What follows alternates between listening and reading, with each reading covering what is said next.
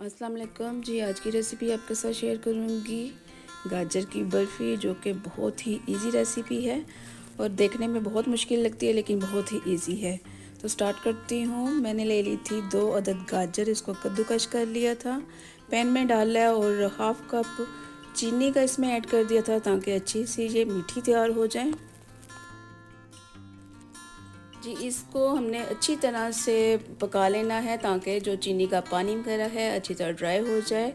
जैसे ही ड्राई होगा, मुरब्बे की शक्ल में आ जाएगा, इसको एक साइड पे कर लेंगे और हम रख लेंगे अपने पास कुछ ऐसी चीज़ें जो हम घर में अक्सर बना के रखते हैं। मैंने ले ली थी पनीर, जो कि मैंने घर में बनाई थी और काफ़ी तादाद में बना ली थी। तो मैंने इसमें हाफ़ केजी के करीब पनीर ऐड कर दी है और हाफ़ कप इसमें चीनी का ऐड कर दिया है। इसे अच्छी तरह से मेल्ट करूँगी।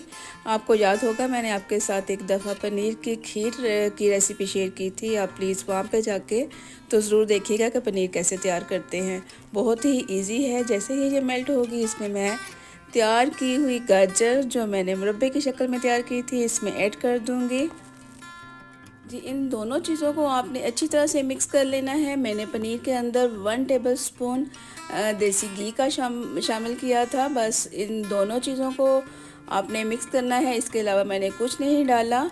चीनी, गाजर और पनीर है, आपने इसे ज़रूर ट्राई करना है। और जैसे ही ये थोड़ी सी मेल्ट होनी शुरू हो जाए तो मैंने एक ले ली थी डिश, जिसको मैंने ग्रीस कर लिया था घी के साथ, बटर के साथ, जिस चीज़ के साथ चाहें आप कर लें।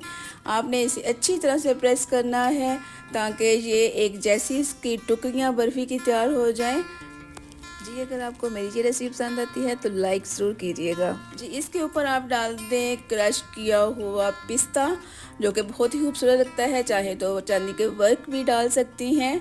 और जैसे ही थोड़ा सा ये ठंडा हुआ था तो इसे मैंने पीसीस में काट लिया था। तो ये आपने ज़रूर तैयार करनी है, बहुत ही अच्छी रेसिपी है और आप के लिए इतना कहूँगी कि बहुत इजी भी है। जितना खाना आसान है उतना बनाना भी आसान है। आपने ज़रूर ट्राई करना है। मुझे रखना है अपनी दुआओं में शामिल। मिलूँगी फिर कभी। अल्लाह हाफ़िज़।